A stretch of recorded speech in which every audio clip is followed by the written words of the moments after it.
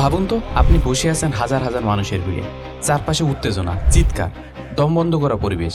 মাঠের মাঝে দাঁড়িয়ে আছে দুইজন যোদ্ধা, হাতে তাদের তলোয়ার, চোখে মুখে মৃত্যুর ভয়, চারিদিকে রক্তের উল্লাস।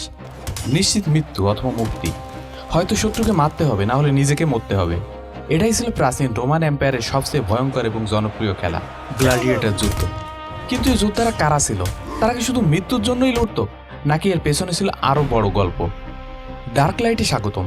আজকের ভিডিওতে আমরা জানব রোমান এম্পায়ারের সবচেয়ে ভয়ঙ্কর এবং জনপ্রিয় খেলা গ্ল্যাডিয়েটর যুদ্ধ সম্পর্কে। গ্ল্যাডিয়েটর যুদ্ধ শুরু হয় ধর্মীয় আচার হিসেবে। প্রাচীন রোমে যখন কোনো গুরুত্বপূর্ণ ব্যক্তি মারা যেত, তার আত্মার শান্তির জন্য বন্দীদের দিয়ে যুদ্ধ করানো হতো। ধীরে ধীরে এই রীতিই রূপ নেয় জনসাধারণের বিনোদনে। রাজারা বুঝতে পারে মানুষকে খুশি রাখতে চাইলে রক্ত আর রোমাঞ্চ সবচেয়ে বড় উপায়। এখন প্রশ্নে আসা যাক, একজন মানুষ কিভাবে গ্ল্যাডিয়েটর হয়ে উঠত? সবথেকে সহজ বিষয় হচ্ছে জোর করে যুদ্ধবন্দী দাস বা অপরাধীদের গ্ল্যাডিয়েটর বানানো হতো। কিছু কিছু মানুষ নিজের ইচ্ছায় গ্ল্যাডিয়েটর হতো, কারণ গ্ল্যাডিয়েটর হলে খ্যাতি, অর্থ, জনপ্রিয়তা সবকিছুই পাওয়া যেত। তখনকার দিনের গ্ল্যাডিয়েটররা ছিল আজকের দিনের সেলিব্রিটিদের মতো। এছাড়া কিছু কিছু মানুষ গ্ল্যাডিয়েটর হওয়ার জন্য প্রশিক্ষণ নিত। সেখানে হতো যুদ্ধ কৌশল, অস্ত্রের ব্যবহার ও বেঁচে থাকার কৌশল। প্রশিক্ষণ শেষ হলেই তারা গ্ল্যাডিয়েটর হিসেবে অ্যারেনায় নেমে যেত। এখন জানবো গ্ল্যাডিয়েটর যুদ্ধের ধরন ও অস্ত্র সম্পর্কে। প্রাচীন রোমান এম্পায়ারের গ্ল্যাডিয়েটর যুদ্ধে বিভিন্ন ধরনের যুদ্ধের ধরন এবং অস্ত্র ব্যবহার হতো, যা যুদ্ধকে আরও রোমাঞ্চকর ও বৈচিত্র্যময় করে তুলত। গ্ল্যাডিয়েটরদের আলাদা আলাদা শ্রেণীতে ভাগ করা হতো এবং প্রতিটি শ্রেণীর নিজস্ব অস্ত্র ও লড়াইয়ের কৌশল ছিল। যেমন মুরমিলীয় ধরনের গ্ল্যাডিয়েটররা ভারী বর্ম, ঢাল এবং ছোট তলোয়ার ব্যবহার করত, যা তাদের শক্তিশালী প্রতিরক্ষা দিত। অন্যদিকে রেটিয়ারিস গ্ল্যাডিয়েটররা হালকা পোশাক পরে জাল ও ত্রিশূল ব্যবহার করত, যাতে তারা দ্রুত চলাফেরা করে প্রতিপক্ষকে ফাঁদে ফেলতে পারে। ও থারাক্স ধরনের যোদ্ধারা ছোট ঢাল এবং বাঁকা তলোয়ার ব্যবহার করত, যা কাছাকাছি লড়াইয়ে কার্যকারী ছিল। এই ভিন্ন ভিন্ন অস্ত্র ও কৌশলের কারণে প্রতিটি যুদ্ধ ছিল অনিশ্চিত এবং উত্তেজনাপূর্ণ, যেখানে শুধু শক্তি নয়, বুদ্ধি ও কৌশল জয়ের জন্য গুরুত্বপূর্ণ ভূমিকা রাখত। প্রাচীন রোমান এম্পায়ারের গ্ল্যাডিয়েটরদের যুদ্ধের জন্য বিশেষভাবে তৈরি করা হতো বিশাল অ্যারেনা বা মঞ্চ, যেখানে হাজার হাজার মানুষ একই সাথে বসে এই রক্তাক্ত খেলা উপভোগ করত। এসব অ্যারেনার মধ্যে সবচেয়ে বিখ্যাত ছিল কলোসিয়াম, যা রোম শহরে অবস্থিত এবং প্রায় 50,000 দর্শক ধারণ করতে পারত। অ্যারেনার মাটিতে সাধারণত বালি ছড়ানো থাকতো, যাতে রক্ত সহজে শোষিত হয় এবং মঞ্চ পরিষ্কার রাখা যায়। চারপাশে উঁচু গ্যালারি ছিল, সেখানে সাধারণ মানুষ থেকে শুরু করে ধনী, অভিজাত এবং সম্রাট সবাই একই জায়গায় বসে খেলা দেখতেন। অনেক সময় অ্যারেনার নিচে গোপন কক্ষ ও টানেল থাকতো, যেখান থেকে হঠাৎ করে গ্ল্যাডিয়েটর বা বন্য প্রাণী মঞ্চে আনা হতো, যা দর্শকদের জন্য আরও উত্তেজনা তৈরি করত। পুরো পরিবেশটাই ছিল এক ধরনের নাটকীয় ভয়ঙ্কর প্রদর্শনী, যেখানে প্রতিটি মুহূর্তই জীবন মৃত্যুর খেলা চলত। এখন জানি বিজয়ীদের কি করা হতো। প্রাচীন রোমান এম্পায়ারের গ্ল্যাডিয়েটর যুদ্ধে জয়ী যোদ্ধাদের সাধারণত জীবিত রাখা হতো, কারণ তারা ছিল খুবই মূল্যবান এবং ভবিষ্যৎ খেলায় তাদের ব্যবহার করা যেত।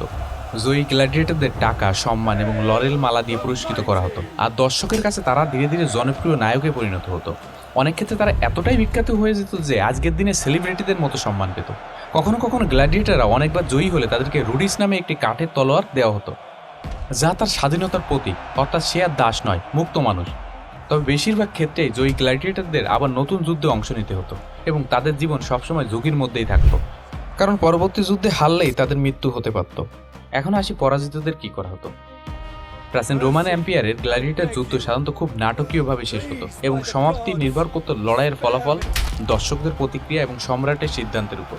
যখন একজন গ্ল্যাডিয়েটর পরাজিত হয়ে মাটিতে পড়ে যেত বা বাঁচার লড়াই চালিয়ে যাওয়ার ক্ষমতা হারাতো, তখন সে প্রায়ই হাত তুলে আত্মসমর্পণ করত। এরপর দর্শকরা চিৎকার বা ইশারার মাধ্যমে জানাতো তারা কি চায়, পরাজিত যোদ্ধাদেরকে বাঁচিয়ে রাখা হবে নাকি হত্যা করা হবে। শেষ সিদ্ধান্তটা সাধারণত সম্রাট বা আয়োজকদের হাতে থাকতো। যদি পরাজিত গ্ল্যাডিয়েটর সাহসিকতার সাথে লড়াই করত, তাহলে তাকে ক্ষমা করা হতো এবং জীবিত রাখা হতো। কিন্তু যদি দর্শকরা মৃত্যুদণ্ড চাইতো বা সে দুর্বল লড়াই করত, তাহলে বিজয়ী গ্ল্যাডিয়েটরকে তাকে হত্যা করার নির্দেশ দেওয়া হতো। এইভাবে প্রতিটি গ্ল্যাডিয়েটর যুদ্ধ এক ভয়ঙ্কর এবং অনিশ্চিত পরিণতির মাধ্যমে শেষ হতো, যেখানে জীবন মৃত্যুর সিদ্ধান্ত মুহূর্তের মধ্যে নেওয়া হতো।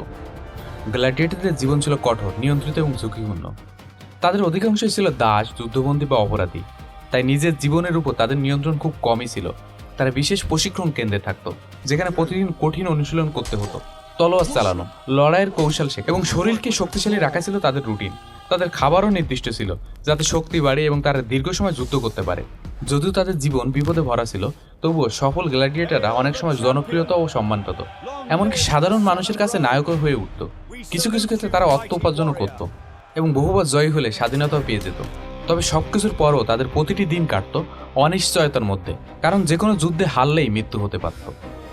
সময়ের সাথে সাথে মানুষ পরিবর্তিত হয়, মানবিক চিন্তা বৃদ্ধি পায়, খ্রিস্ট ধর্মের প্রভাব বাড়ে, ধীরে ধীরে এই নিষ্ঠুর খেলা বন্ধ হয়ে যায়। ৫ম শতাব্দীর শেষ দিকে গ্ল্যাডিয়েটর যুদ্ধ সম্পূর্ণ শেষ হয়ে যায়। গ্ল্যাডিয়েটর শুধু একজন যোদ্ধা ছিল না, তারা ছিল ইতিহাসের এক জীবন্ত প্রতীক। তাদের জীবন ছিল সাহস, বেদনা ও সংগ্রামে। আজও রোমে কলোসিয়াম দাঁড়িয়ে আছে, মনে করিয়ে দেয় সেই রক্তাক্ত ইতিহাস। আপনি কি মনে করেন, এই গ্ল্যাডিয়েটর যুদ্ধ কি ছিল শুধু বিনোদন নাকি নিষ্ঠুরতা? কমেন্টে জানান। আর ভিডিও ভালো লাগলে লাইক আর সাবস্ক্রাইব করতে ভুলবেন না।